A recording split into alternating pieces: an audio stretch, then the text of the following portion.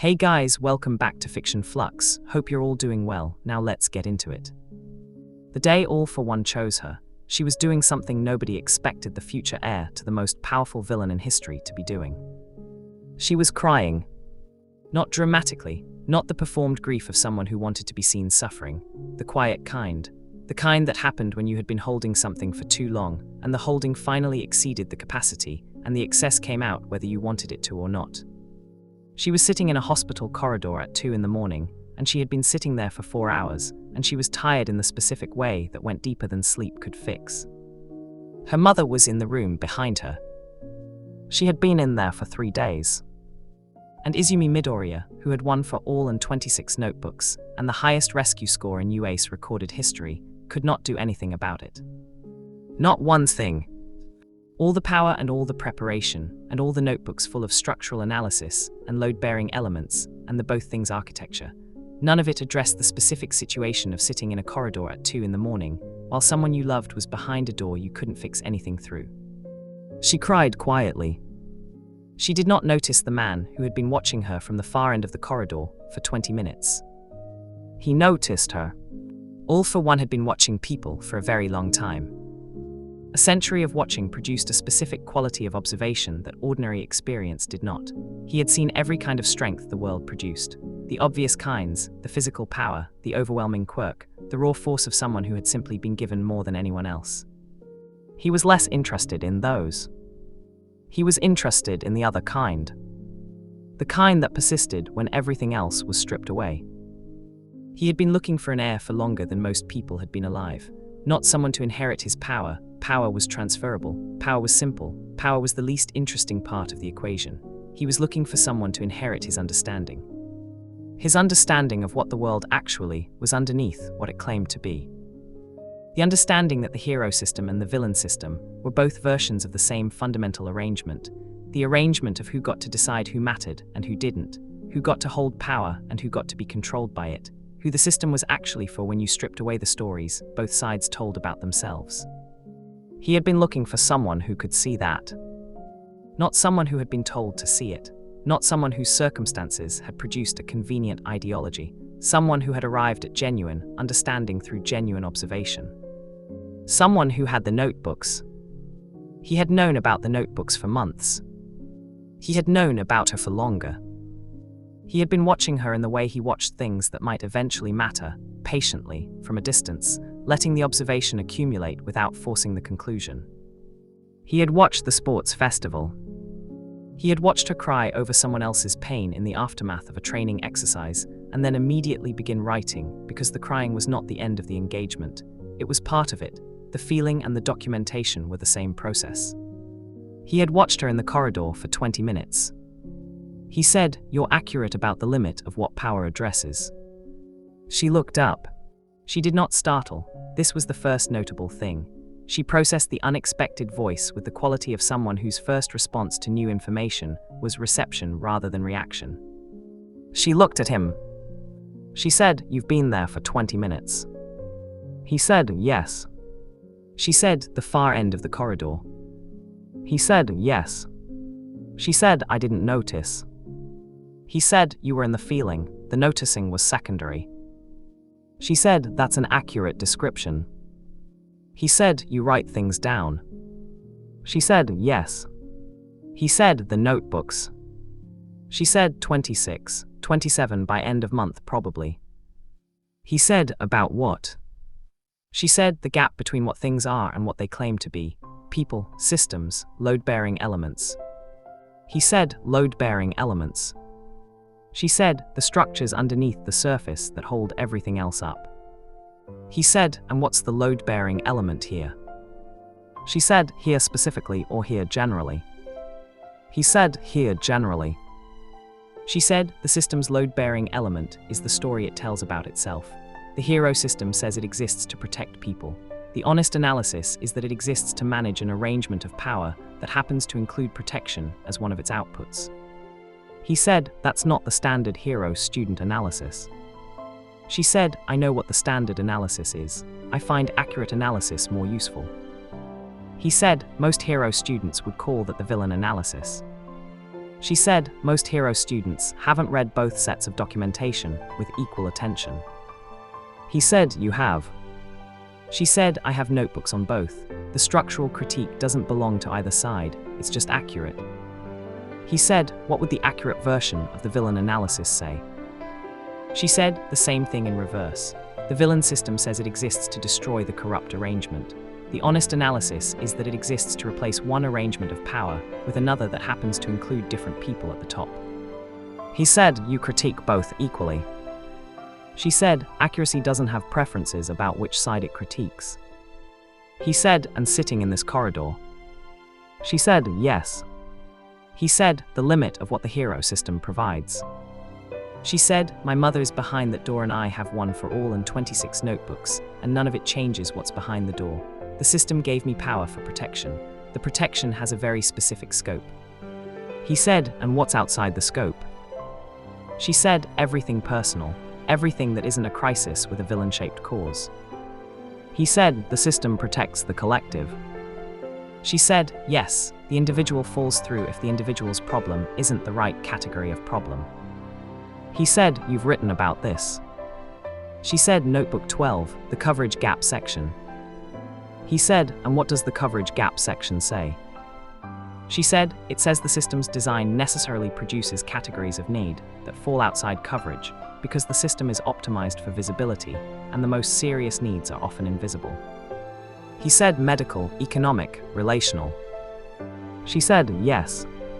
He said, the things that don't have villain-shaped causes. She said, yes. He said, and you've been sitting in this corridor for 4 hours with your notebook closed. She said, some things you sit with before you write about them. He said, how long do you sit with them? She said, until the sitting is done. He said, and then? She said, and then the notebook.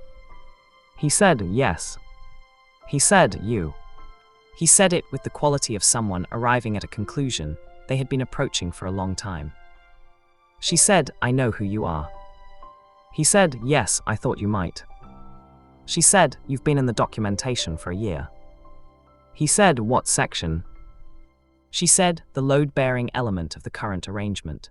You're the most significant single structural factor in the gap between what the hero system claims to be and what it actually is. He said, explain. She said, the hero system's organizational structure and resource allocation are significantly shaped by the specific threat you represent. Remove you from the equation and the system looks different, which means you're not just a villain, you're a defining parameter of how the system organizes itself. He said, that's an unusual way to describe me. She said, accurate description usually is. He said, and the villain side of the documentation. She said, you're also the load-bearing element there. The villain ecosystem is organized significantly around your presence, your history, your power. Remove you and that side also reorganizes significantly. He said, I'm a structural feature of both systems simultaneously. She said, yes. He said, and you've been writing about that for a year. She said, Notebook 17, the dual structural significance section. He said, and sitting in this corridor. She said, yes. He said, you're accurate about the limit. She said, I said that at the beginning. He said, yes, you did.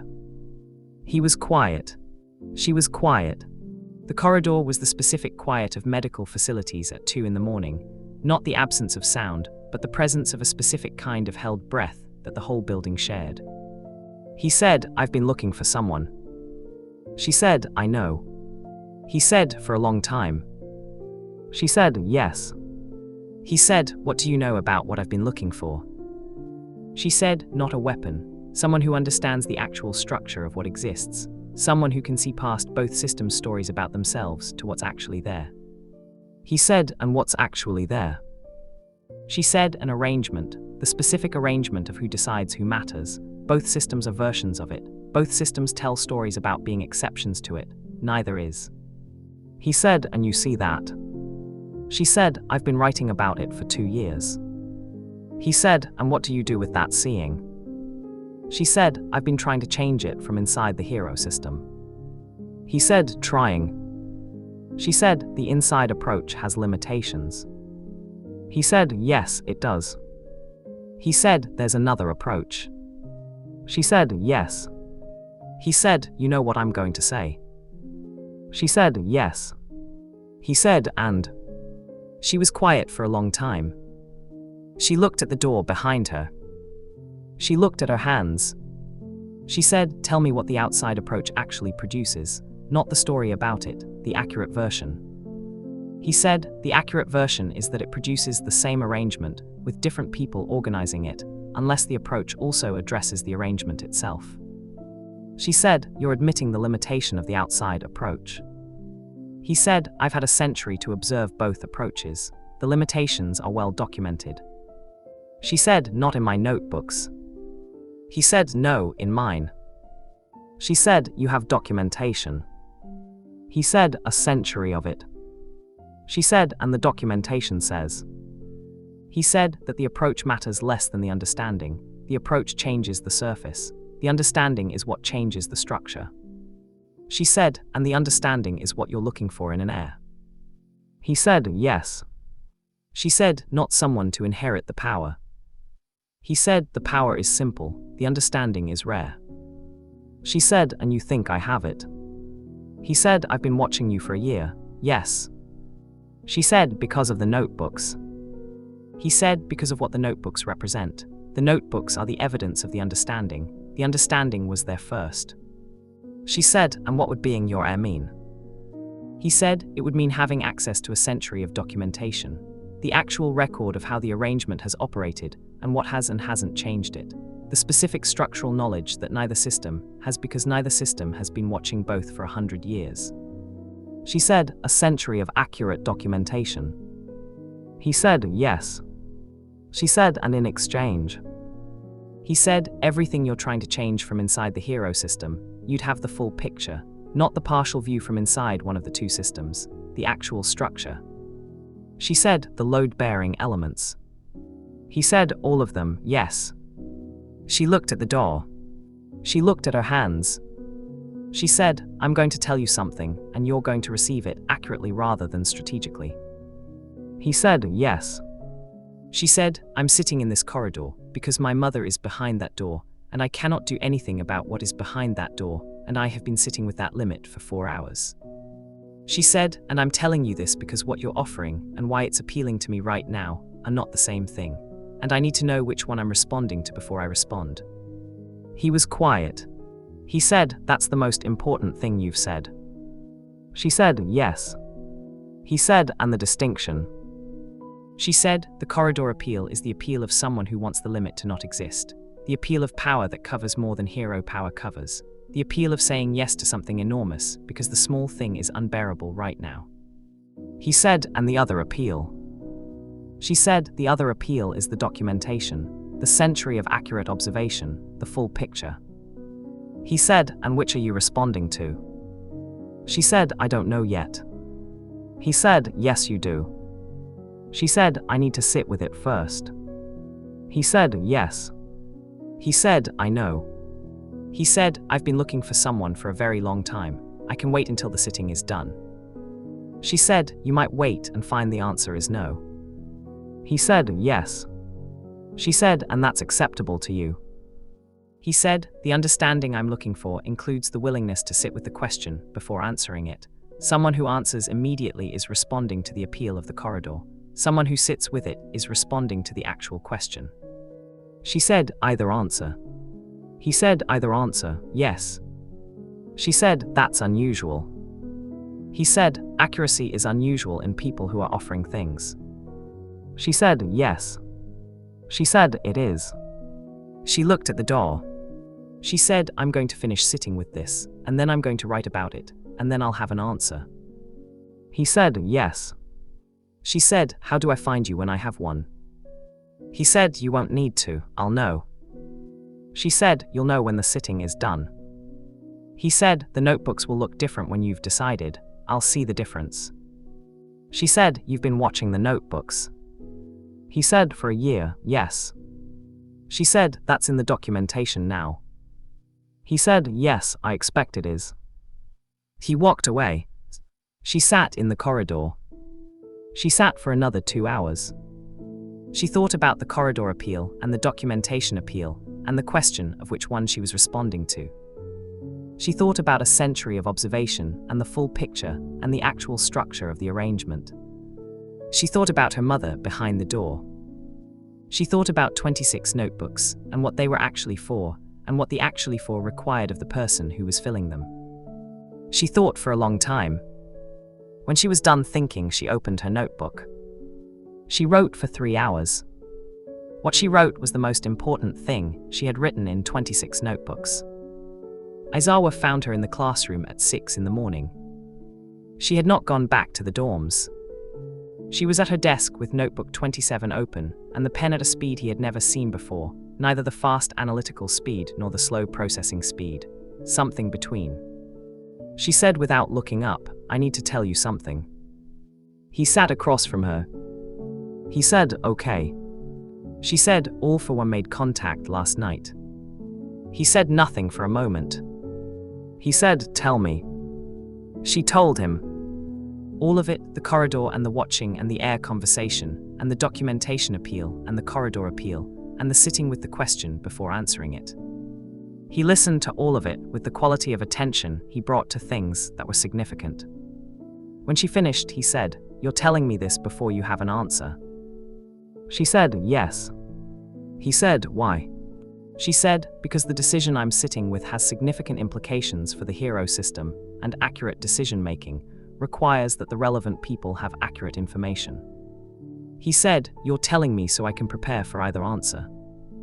She said, "I'm telling you because you deserve to know what I'm sitting with, not because I need permission, not because I need direction, because accurate information is the foundation of everything and you're on my load-bearing list." He said, "The load-bearing list."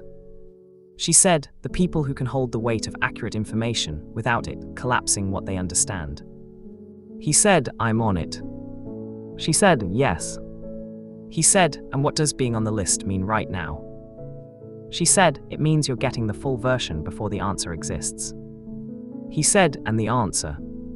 She said, "I'll tell you when the sitting is done." He said, "What's the question you're sitting with?" She said, "Which appeal I'm responding to, the corridor appeal or the documentation appeal." He said, "Explain." She said, "The corridor appeal is what the offer looks like from the corridor at 2 in the morning, when the limit of the hero system is most visible and most personal. The documentation appeal is what the offer looks like in the daylight, with the full structural analysis applied." He said, "And the difference matters."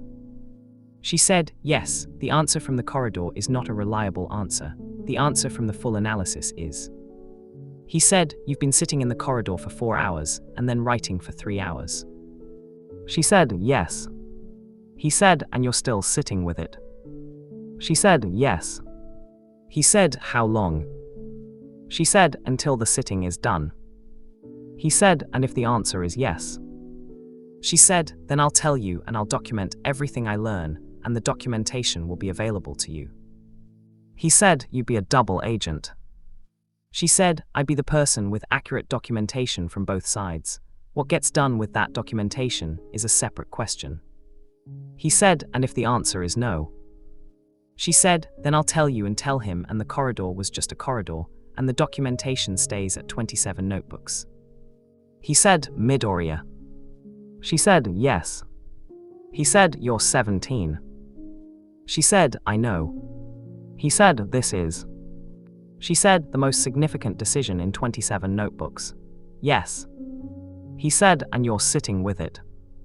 She said, "Yes." He said, "Not running from it?" She said, "No." He said, "Not answering it immediately?" She said, "No." He said, "The sitting is the correct approach?" She said, "Yes." He said, "I know." He said, "Midoriya?" She said, "Yes." He said, "Whatever you decide." She said, "Yes." He said, "Tell me first." She said, "Yes." She said, "Of course." He left. She wrote. The pen moved at the between speed. The one that was neither analysis nor processing, but both simultaneously. She found the answer on the 4th day. Not through more thinking. The thinking had been complete by the 2nd day. The sitting after the thinking was different, the specific sitting that happened when you had the answer and were making sure the answer was the right answer rather than the convenient one. On the fourth day, she was certain. She called Aizawa first. She told him. He said yes. She said yes. He said the documentation appeal. She said the documentation appeal was real. The century of observation is real. The full picture is real. She said, and the answer is still no. He said, tell me why. She said, because the documentation appeal and the corridor appeal are both appeals of the same kind. They're both versions of wanting more than the current arrangement provides. She said, and wanting more than the current arrangement provides is a correct and real feeling, but it's not a sufficient reason to make this decision. He said, what's the sufficient reason? She said, the sufficient reason would be that the decision itself produced something better than either alternative. Not better for me, better in the structural sense, better for the arrangement. He said, and does it? She said, no. She said, the most honest analysis of what saying yes produces is this. I get the full picture. The documentation gets richer, and the arrangement continues with me in a different position within it. She said, what it doesn't do is change the arrangement. He said, and that's the thing you're actually trying to change. She said, yes. He said, the inside approach. She said, has limitations, yes. He said, and the outside approach. She said, also has limitations, yes. She said, the honest answer is that neither approach by itself addresses the load-bearing element. He said, and what does? She said, I'm writing about it. The answer is in notebook 27, but it's not complete yet. He said, when it's complete. She said, I'll tell you.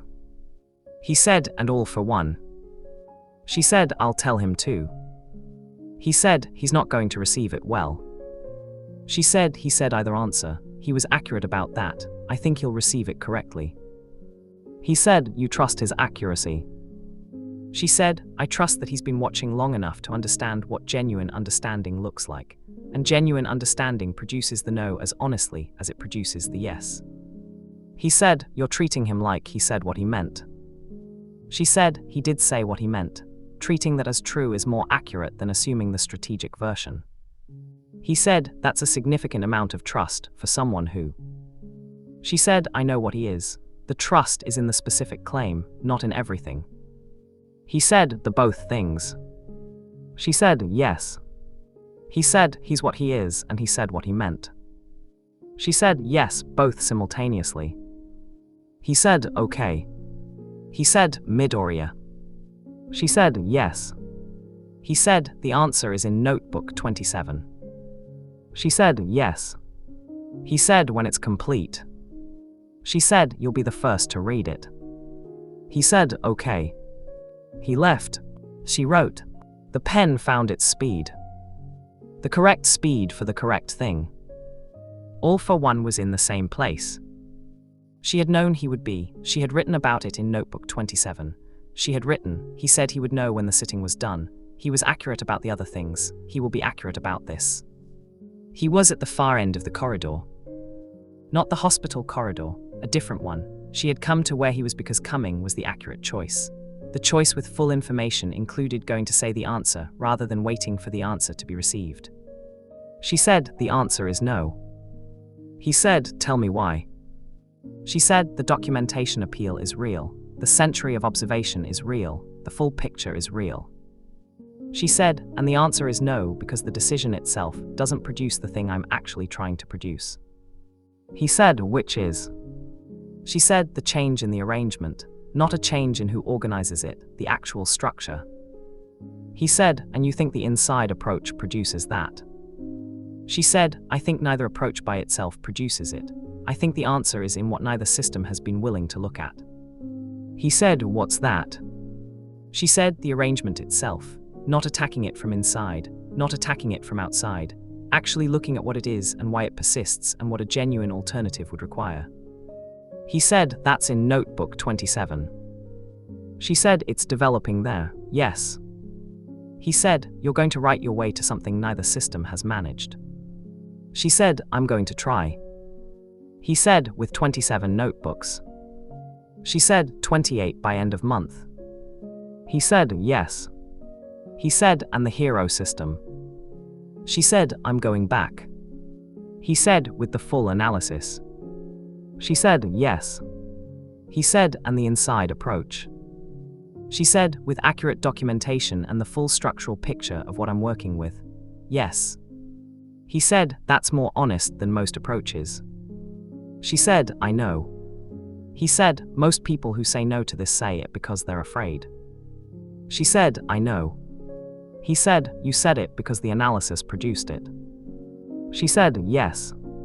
He said, that's the understanding I was looking for. She said, yes. He said, and the no is the evidence of it. She said, yes. He said, more than a yes would have been. She said, yes. He said, you know what I'm going to do with this. She said, you're going to continue being what you are, and I'm going to continue documenting it. He said, from the inside. She said, yes. He said, and the documentation will try to produce what neither approach has produced. She said, yes. He said, and you think that's possible? She said, I think it's the only approach that addresses the load-bearing element directly. He said, and if it's not possible? She said, then the documentation is still accurate, and accurate documentation has its own value regardless of the outcome. He was quiet. He said, you're not a hero in the standard sense. She said, no. He said, and you're not a villain. She said, no. He said, what are you? She said, someone with 27 notebooks, and an analysis that doesn't fit inside either system's story about itself. He said, and you're going back to the inside. She said, yes. He said, with everything you know. She said, yes. He said, that's either very brave or very naive. She said, I have notebooks on the difference. He said, and which is it? She said, I'll tell you when the notebooks are done. He said, they're never done. She said, no. She said, they're not. He said, Izumi Midoriya. She said, yes. He said, the entry in my documentation. She said, yes. He said, what will it say? She said, it will say that a century of observation produced the finding, and the finding was refused by someone who had accurate reasons for the refusal. She said, and that accurate reasons are rarer than anything else I've documented. He said, and in your documentation? She said, Notebook 27 has a section. He said, what title? She said, the corridor and the full picture, and why neither was sufficient, and what is? He said, and what is? She said, I'm still writing it. He said, yes. He said, you are. She said, the sitting is done, the writing continues. He said, yes. She said, it always does. She walked away. She walked back through the city in the early morning. She had Notebook 27 under her arm and the pen in her pocket, and the answer settled, and the writing continuing. She went back to UA. She went to her desk. She opened Notebook 27. She wrote the entry that the corridor and the 4 days of sitting had produced. She wrote the both things architecture holds here too. The corridor appeal was real, and the documentation appeal was real, and the answer was no because neither appeal was sufficient, and insufficient reasons produce wrong answers regardless of how real the appeals are. She wrote, the load-bearing element of the arrangement is the story both systems tell about being the correct response to each other. Remove either system and the other reorganizes around the absence. That's not change, that's reconfiguration. She wrote, genuine change requires addressing why the story persists, not attacking the story from inside or outside, understanding what the story is doing and for whom and what a world without that specific story would actually require. She wrote, that's what 28 notebooks are for. She looked at what she had written. She wrote one more line. She wrote, the sitting is done, the writing continues, that's the whole thing. She drew a star. She looked at the star. She drew 2 more. 3. She wrote 3, 1 for the corridor and 1 for the no, and 1 for the writing that continues regardless. She looked at 3 stars. She said, yes. She said, that's right. She closed Notebook 27. She opened 28. She wrote at the top the actual structure. She wrote under it from the beginning. She wrote under that with accurate documentation, always. She looked at the 3 lines. She kept them. She began. And that is the story of Izumi Midoriya, who sat in a hospital corridor at 2 in the morning and was offered a century of documentation and a different position in the arrangement, and said no. Not because she was afraid. Because the analysis produced the no, and the analysis was accurate, and accurate answers mattered more than the appeal of any alternative. Who went back to the inside with the full picture and 28 notebooks, and the writing that continued regardless. Who is working on the thing neither system has managed? Who is still sitting with the most important question in 28 notebooks? Who writes? Always. Regardless. No cap, this is the most honest version of this story fiction Flux has ever told. And 28 notebooks will prove it.